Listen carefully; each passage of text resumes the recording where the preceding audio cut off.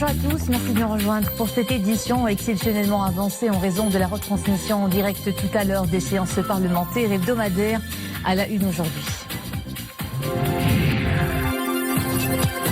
25 nouveaux cas d'infection au Covid-19, 136 nouvelles guérisons, un décès. Le bilan des contaminations grimpe à 7048 cas confirmés. Nous vous en ferons le point dans un instant.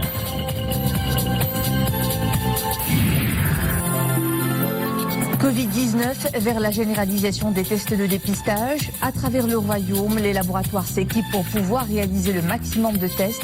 Reportage dans un instant au laboratoire de biologie moléculaire de l'hôpital Sania Thermel de Tétouan.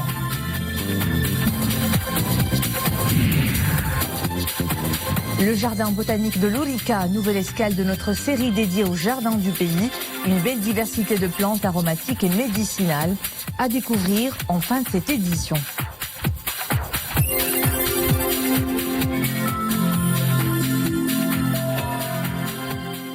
D'abord, le point sur la situation épidémiologique chez nous. 25 nouveaux cas de contamination au Covid-19 enregistrés ces dernières heures. Jusqu'à 10 heures ce matin, on atteint donc un bilan cumulé de 7048 cas confirmés au moment où 136 personnes ont guéri du virus, ce qui porte le nombre total des rémissions à 4037. Un décès est à déplorer. Le bilan des victimes se chiffre désormais à 194. Enfin, le nombre des cas exclus après des résultats négatifs d'analyse effectués au laboratoire a atteint, lui, 97 867. Un plan de relance économique après Eid al-Fitr, c'est ce qu'a annoncé hier un communiqué conjoint des ministères de l'Intérieur, de la Santé et de l'Industrie.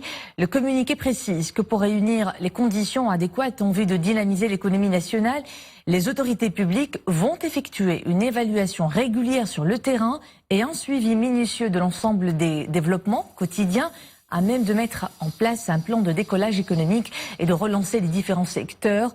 Après Eid al-Fitr, les autorités exhortent également tout un chacun à respecter les mesures préventives en vigueur, y compris l'interdiction du déplacement entre les préfectures et provinces, sauf en cas de nécessité extrême ou dans le cadre des déplacements des personnes travaillant dans les secteurs économiques ouverts, outre le transport des marchandises et des produits de base.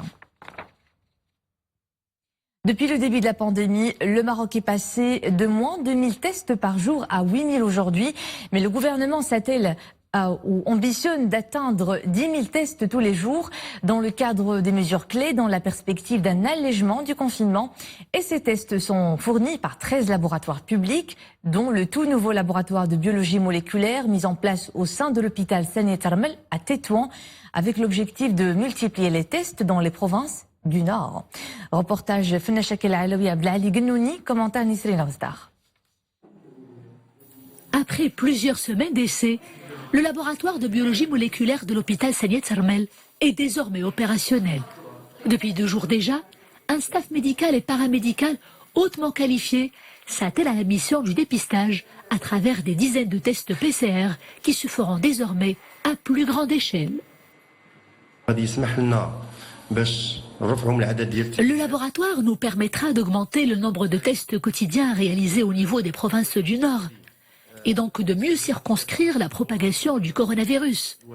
Il permettra également de réduire les délais d'attente des résultats. C'est un pas considérable dans le combat contre le coronavirus. Une riposte efficace permettra bien sûr à nos entreprises de reprendre leurs activités avec des risques de plus en plus minimes une fois le déconfinement amorcé. L'un des grands objectifs justement de ce laboratoire est le dépistage précoce dans les zones à forte densité, telles que les entreprises et les usines. Pour y parvenir, la mobilisation humaine est sans relâche. Sur haute instruction de Sa Majesté le roi Mohammed VI, chef suprême et chef d'état-major général des forces armées royales, la médecine militaire continue d'épauler son homologue civil. Ce nouveau laboratoire permettra à tous les acteurs engagés dans la lutte contre le coronavirus à réagir plus efficacement pour remporter cette bataille. Cela se fera grâce à l'élargissement des régions dépistées, conformément bien sûr au plan suivi par le ministère de tutelle.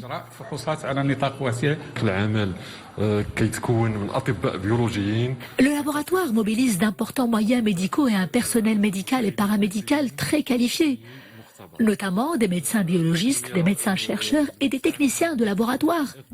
Nous avons également recours au test RT-PCR, c'est-à-dire le test d'amplification des acides nucléiques, comme c'est le cas d'ailleurs dans tous les laboratoires et dans tous les CHU du Royaume. Depuis le début de la pandémie, le Maroc est passé de moins de 1000 tests par jour à 8000 aujourd'hui. Le gouvernement veut passer à la vitesse supérieure. Il s'apprête à atteindre le seuil des 10 000 tests par jour au niveau national. Les mesures barrières et encore les mesures barrières. Il en est question pendant les semaines, voire les mois à venir. Port de masque, distanciation physique, des gestes davantage respectés dans les milieux sanitaires, comme les structures hospitalières. Beaucoup de rigueur pour éviter que le virus ne se propage dans ces milieux. Nous allons le voir dans ce reportage réalisé dans l'une des cliniques privées de la capitale avec Abdelhamid Jebran et Nisra El Hamgawi. C'est une des cliniques privées de Rabat. Chaque personne qui y accède doit se soumettre à une prise de température. Pour autant, d'autres gestes s'imposent à mesure que l'on pénètre encore plus dans les locaux. Si en temps normal, cette clinique se montrait intransigeante en matière d'hygiène, aujourd'hui, avec la crise du Covid-19, elle renforce encore plus ces mesures de précaution sanitaire. Pour les patients, on a envisagé 2 circuits à la clinique, 3 circuits plutôt, un circuit rouge, Covid suspect, un circuit vert, malades non suspects, et un circuit orange, des malades qui ne sont pas sûrs, on les laisse en attente, donc en isolement, jusqu'à ce qu'on a les analyses pour pouvoir les transférer dans des structures qui sont à même de prendre en charge ces malades. Au niveau des salariés, le port et ce qu'on appelle les EPI, les mesures de protection individuelle, c'est-à-dire le port de masque, le port masque chirurgical au FFP2, tout dépend du niveau de risque, le port donc du calot et le port bien sûr des casaques de protection. Toutes ces mesures exceptionnelles de protection et de prévention sanitaire font l'objet d'un contrôle rigoureux de la part de l'inspecteur du travail. Rien n'échappe à son œil vigilant. Les distributeurs ديال البرودوي دونك بالنسبه للنظافه ديال مكان العمل كنقوموا بمجموعه من الزيارات اليوميه لمراقبه مدى احترام هذه المؤسسات. Nous effectuons des visites inopinées pour vérifier à quel point les cliniques respectent les mesures de prévention et de précaution sanitaire. Les règles de sécurité au travail doivent être plus que jamais appliquées afin d'éviter la propagation du virus. En cette période de Covid, les cliniques se doivent également de recevoir les patients atteints de différentes pathologies. À travers des mesures strictes de sécurité sanitaire, elles veillent à les protéger contre toute éventuelle contamination au coronavirus. Depuis le déclenchement de la pandémie, la solidarité est toujours aussi active pour atténuer les effets du Covid-19 sur nous. Nous le verrons cette fois à Casablanca où les tissus associatifs continuent à prêter main forte aux personnes les plus touchées par la crise sanitaire. Distribution de produits alimentaires ou encore de kits d'hygiène. Sarah Katir nous en dit plus. Ce sont 10 000 paniers alimentaires et kits d'hygiène qui ont été distribués à Casablanca grâce à une démarche citoyenne et responsable de plusieurs entreprises. L'opération baptisée Elgin Damno est à sa 8e édition. Aujourd'hui, je suis très heureux de pouvoir être une première partie de cette opération où nous avons, grâce à nos partenaires tels que Procter & Gamble, pu pouvoir distribuer 10 000 paniers, qui est un premier tronc de cette opération, parce que cette opération est en cours et continue. Notre élan de solidarité va toucher 10 000 foyers qui ont été impactés dans ces temps difficiles. Et cette opération se veut à échelle régionale où ces familles-là recevront des denrées alimentaires et des produits d'hygiène. Avec la participation de la Banque alimentaire, l'initiative a également profité à une vingtaine d'associations à but non lucratif qui soutiennent les personnes en difficulté en ces temps de pandémie Covid-19. Non seulement à Casablanca, mais dans plusieurs villes du royaume, telles Zagora, Azilal ou Taounet. Et à travers le globe, le Covid-19 a décimé plus de 320 000 vies et contaminé près de 5 millions de personnes. Le virus est en forte progression en Amérique latine où le Brésil a dépassé pour la première fois 1000 morts en 24 heures. Les États-Unis demeurent le pays le plus durement touché avec 1,5 million de cas déclarés et plus de 93 000 décès liés à la maladie. En Europe, la pandémie est considérée comme étant sous contrôle. Les bilans quotidiens sont généralement en baisse et la tendance est à la levée progressive du confinement. C'est le cas de l'Allemagne, de l'Autriche, de la Hongrie, de la Slovaquie et de la République tchèque qui envisagent d'ouvrir les frontières entre eux vers la mi-juin. L'Italie a annoncé pour sa part la réouverture de ses frontières dès le 3 juin aux touristes de l'Union européenne. L'Italie est l'un des pays d'ailleurs les plus endeuillés par la pandémie, mais l'heure est enfin au déconfinement. Sur ces images, Rome, la capitale, où on peut enfin déguster un bon café et savourer un plaisir retrouvé au café ou au restaurant du coin. Le pays est le premier dans le monde à avoir adopté un confinement total de sa population et profite depuis le 4 mai d'un peu de vie sociale retrouvée à la faveur d'une première levée partielle de restrictions. Cap maintenant sur le jardin botanique de l'Orica, un espace réputé pour une grande diversité de plantes aromatiques et médicinales, le tout planté dans un décor unique qui incite au rêve et à la détente. C'est la nouvelle escale de notre série dédiée au jardin du royaume. Reportage Soumaïa Belayachi, Hassan Miskour, commentaire Mounia Marouche.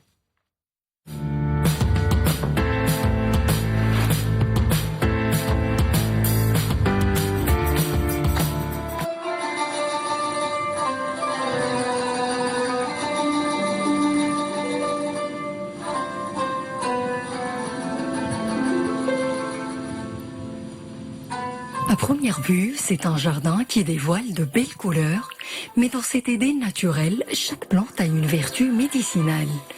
Aménagé depuis 1998 dans la vallée de l'Orica, ce jardin bio-aromatique est un véritable laboratoire de recherche botanique sur les remèdes de la nature.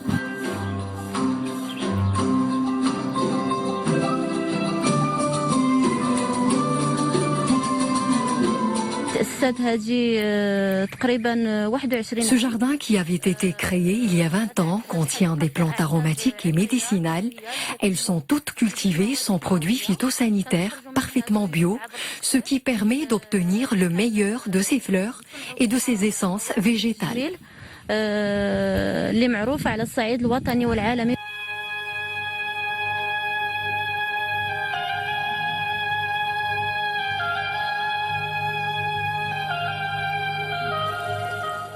Une cinquantaine de plantes aromatiques, médicinales et même ornementales trouvent refuge dans ce jardin pépinière. Utilisées depuis des siècles pour se soigner, ces plantes sont même de nos jours très sollicitées.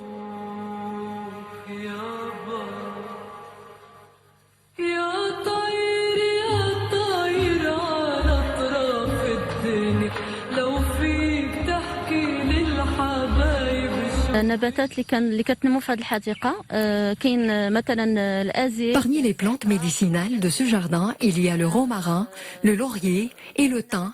Une fois cueillies, elles sont traitées dans une usine pas loin de la vallée de l'Orica, une unité qui nous permet d'extraire des huiles essentielles et de concevoir des produits cosmétiques bio.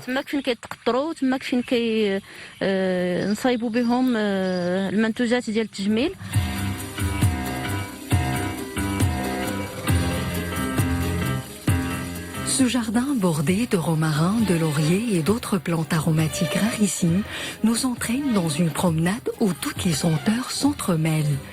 Leur pouvoir d'attraction est immédiat, un véritable sanctuaire dédié à la préparation de potions magiques.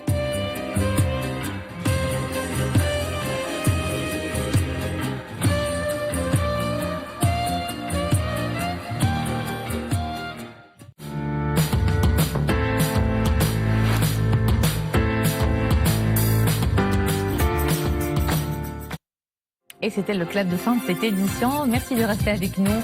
Tout de suite, l'info continue en espagnol avec Marie Mouhafid. Au plaisir de vous retrouver demain. Bel après-midi à tous.